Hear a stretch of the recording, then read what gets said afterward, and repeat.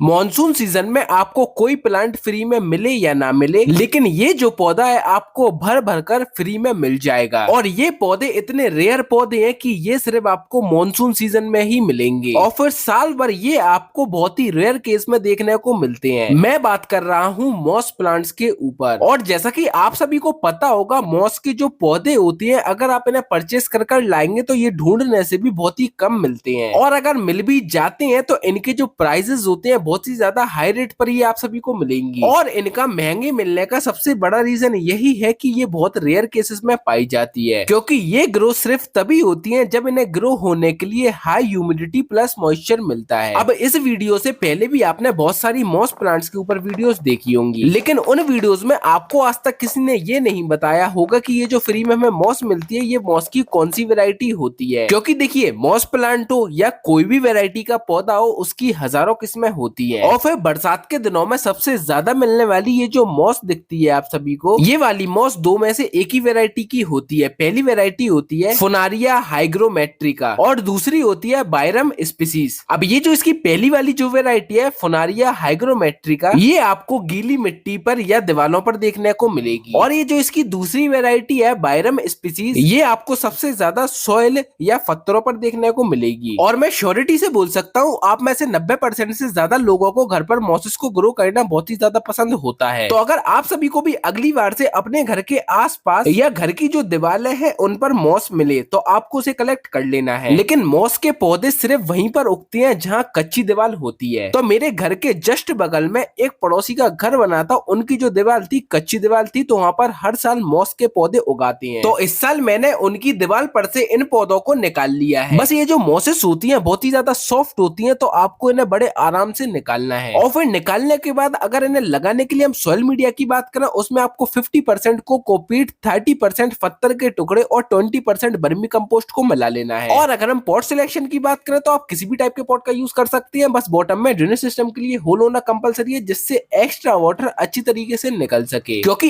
Excessive amount में watering mosses को बिल्कुल भी पसंद नहीं होती है। मॉसेस को ग्रो होने के लिए सिर्फ दो ही चीजों की जरूरत होती है, पहली होती है हाई ह्यूमिडिटी और दूसरा होता है मॉइस्चर। अब देखो, जब मुझे मॉस फ्री में मिल ही रही थी बहुत सारी, तो मैंने ढेर सारी मॉस को कलेक्ट कर लिया था। और फिर जब बारिश हो ही रही थी और मॉनसून सीजन था ही, तो मैंने इन्हें ऐसा ही रख लिया था शेडी एरिया में। लेकिन ये है 67 डेज बाद के रिजल्ट, और अब आप मॉसेस की कंडीशन देख सकते हो। ये अब धीरे धीरे कर खराब हो रही है, क्योंकि अब मॉनसून सीजन जा चुका है। और अगर अब आप ये सीखना चाहते हो कि इन मॉसेस को वापस से कैसे रिवाइव कर सकते हैं, तो नेक्स्ट पार्ट देखना बिल्कुल भी ना भूलें।